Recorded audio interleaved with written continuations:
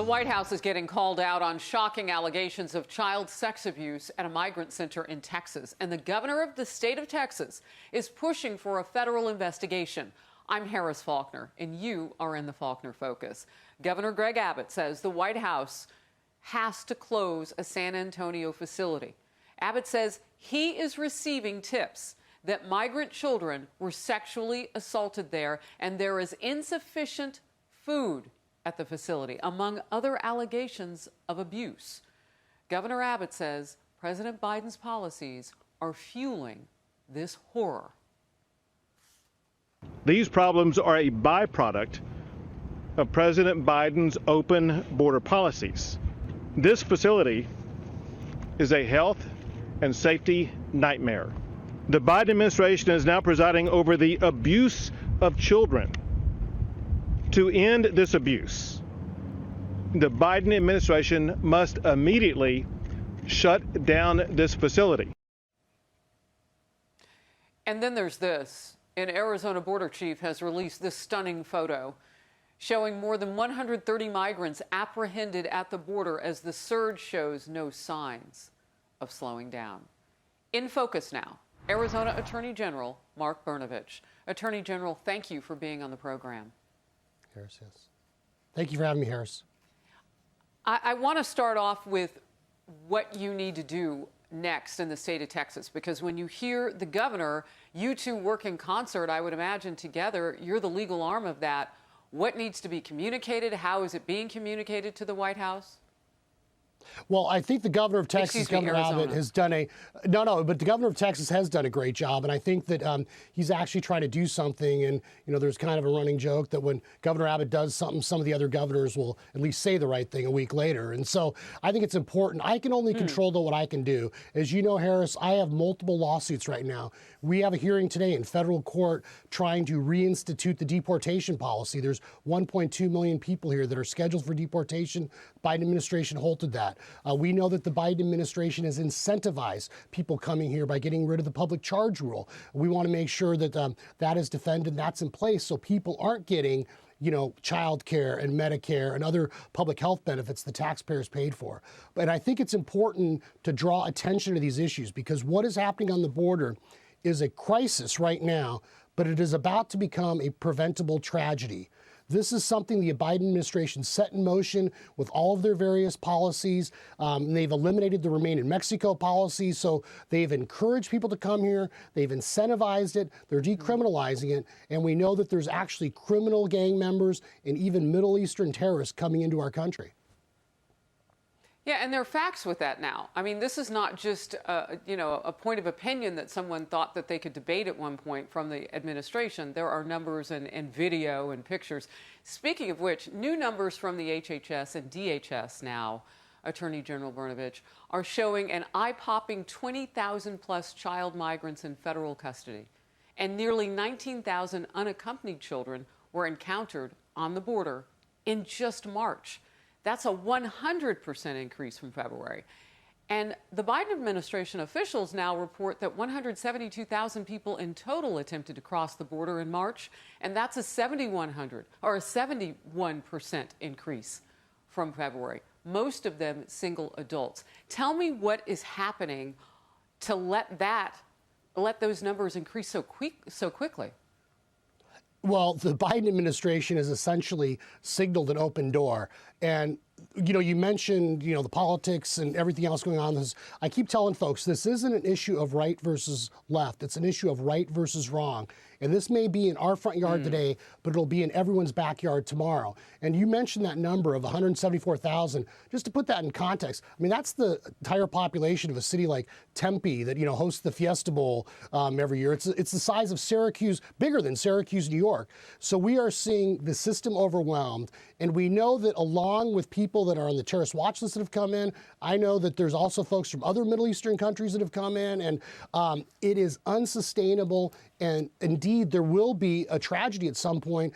I mean, just look at the basic numbers. I know in Pinal County, the sheriff, we have a hearing today, and he's got an affidavit, a declaration in the hearing that more than 50% of the people that they have in custody now are recidivists. They are people that have been charged with crimes like assault and robbery, felony drug charges that are being apprehended. So, it's not just folks coming here trying to find work. There are criminals and dangerous people coming into our country, and this is going to affect us for generations if we don't stop this right now.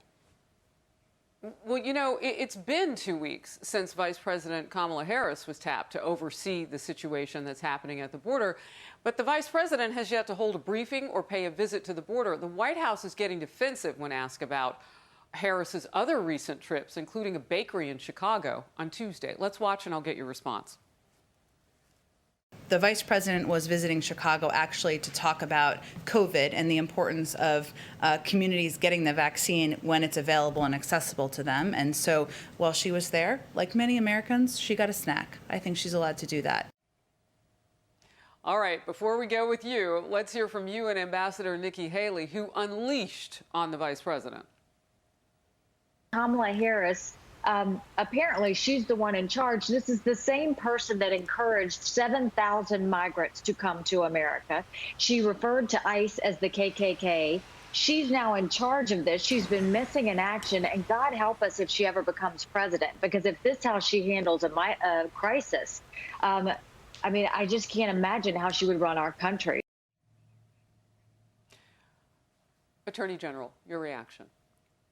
Well, I guess Marie Antoinette wanted folks to eat cake, and the vice president wants to have a snack. I will tell you that I've invited the vice president to come down here. She was a former state AG while I was AG.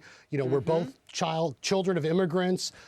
She believes very strongly in trying to prevent human trafficking, and we know that the cartels are exploiting people. They make money off every single person that crosses Harris. So I invite, once again, the vice president to come down here, meet with law enforcement, meet with myself. Let's talk about this, and let's actually try to address this issue instead of doing what Washington, D.C. does every time, which is kick the can down the road. We can't do that.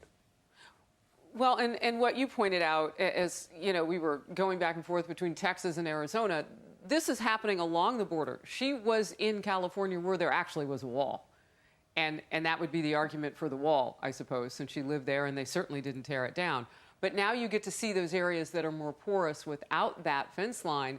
And I would imagine you want to see that, if you're going to adjudicate anything about it. Let's move to this. A suspected MS-13 gang member was arrested in California after authorities say he illegally crossed the border into the United States. This comes after 2 suspected Yemeni terrorists were apprehended at the border in just the past few months. You alluded to that, Attorney General.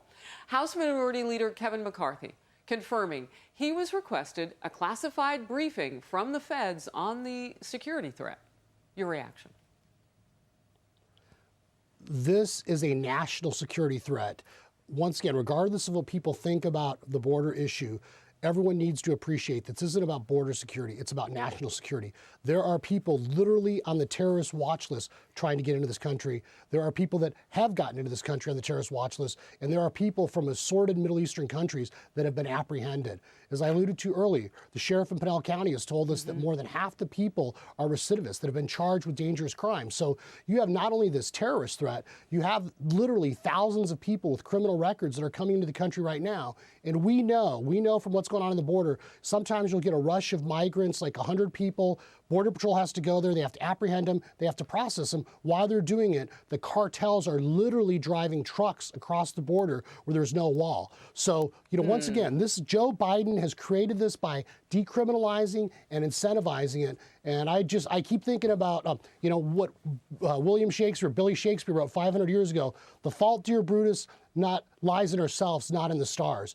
Joe Biden created this problem, and the White House has to solve this problem right now, or else someone is going to really get hurt, and there's going to be a terrible tragedy in this country.